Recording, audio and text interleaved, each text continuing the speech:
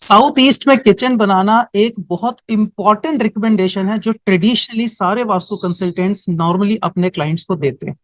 लेकिन न्यूमरो वास्तु की रिसर्च में हम लोगों ने ये पाया कि एक्चुअली बहुत सारे लोगों के लिए साउथ ईस्ट की किचन अच्छी नहीं है।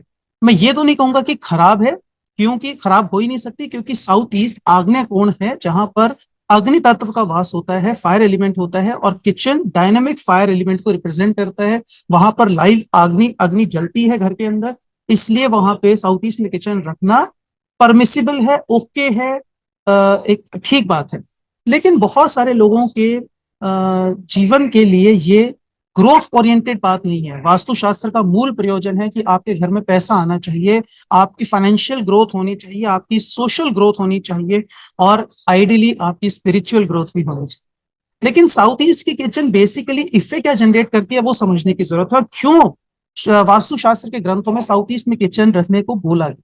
तो ये सारी कहानी शुरू हुई है बेसिकली सम्रांगण सूत्रधार से, राजा भोज के समय से, जहां पर उन्होंने वास्तु विद्या को आम जनता के लिए उपयोग में लाने का प्रयास किया कि ये विद्या ओरिजिनली सिर्फ राजाओं के लिए रिजर्व थी, सिर्फ महलों के निर्माण और मंदिरों के निर्माण के लिए इसका उपयोग होता था, या बहुत धनाढ्य लोगों के लिए, जो बहुत बड़े रईस होते थे पुराने जमाने में, उनके घरों में इस्तेमाल हो जाता था, राजा के दोस्तों के लिए। आम जनता के लिए ये परमिसिबल नहीं थी, ये नॉलेज ये अवेलेबल ही नहीं थी।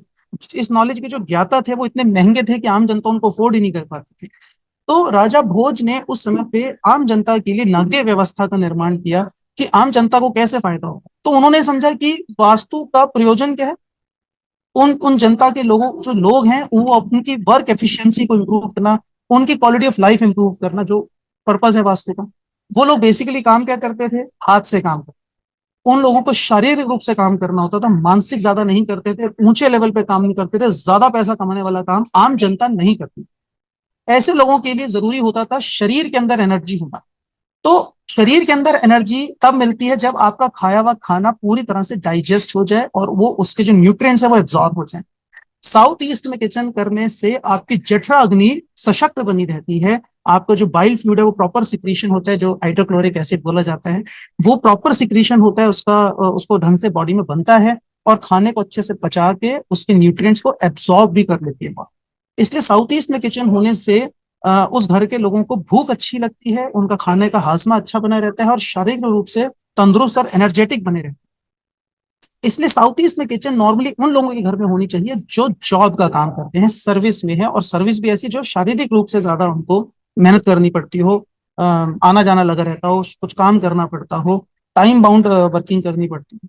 जो लोग मानसिक रूप से काम करते हैं, जो प्लानिंग के स्टेज पे काम करते हैं, इवन जो सॉफ्टवेयर प्रोग्रामर्स हैं, जैसे फॉर एग्जांपल चार्टेड अकाउंटेंट्स हैं, या जो बिजनेस ओनर्स हैं स्पेशली, ये सारे लोगों के लिए शारीरिक रूप से हाई एनर्जी की जरूरत नहीं होती। इन लोगों के लिए साउथ ईस्ट में किचन बनाना कोई एडवाइजेबल बात नहीं है, कोई फायदे की बात नहीं है, जनरल बात है, एवरेज बात है। तो एवरेज वास्तु करना है, थंब रूल्स को फॉलो करना है, तो साउथ ईस्ट में किचन कभी भी बना लीजिए, कोई परेशानी नहीं।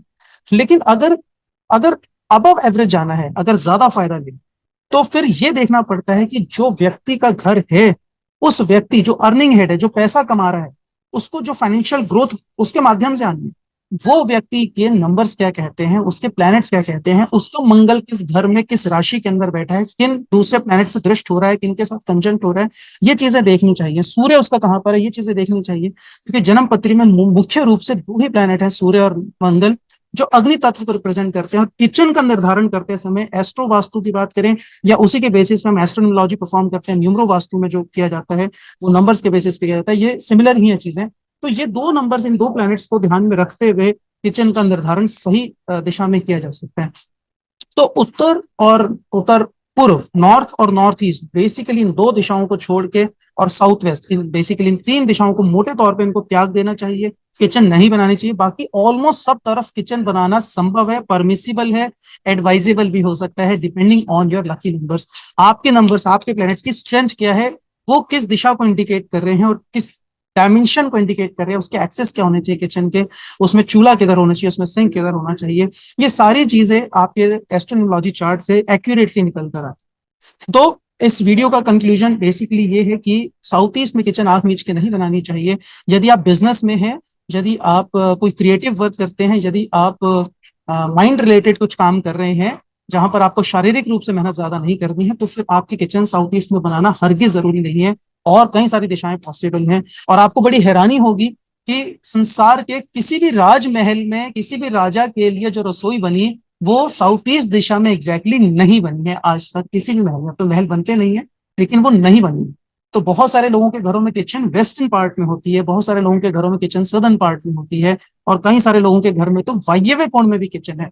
तो कई हमारे क्लाइंट्स के लिए हमने भी किचन वहां पे बनाई है, और इनफैक्ट हमने तो नॉर्थ की तरफ में भी बना के दी है किचन, और लोग बहुत अच्छा फ्लरिश कर रहे हैं। तो दूसरे वास्तु वाले आके वो बोलते थे किचन गलत है, किचन गलत है, तुम्हें तकलीफ होगी, लेकिन लकीली हमारे क्लाइंट्स ने पूरी तरह फेथ रखा न्यूमरो वास्तु की रिकमेंडेशंस के ऊपर, और उन्होंने उसको बनवाया और बहुत अच्छा उनको रिजल्ट रहा। नोएडा में, ग्रेटर नोएडा में हमने कोठी डिजाइन की है और कई जगहों पे काम किया है, लोगों को बहुत अच्छे रिजल्ट रहे हैं। तो इसलिए साउथ ईस्ट में किचन बनाना हरगिज जरूरी नहीं है।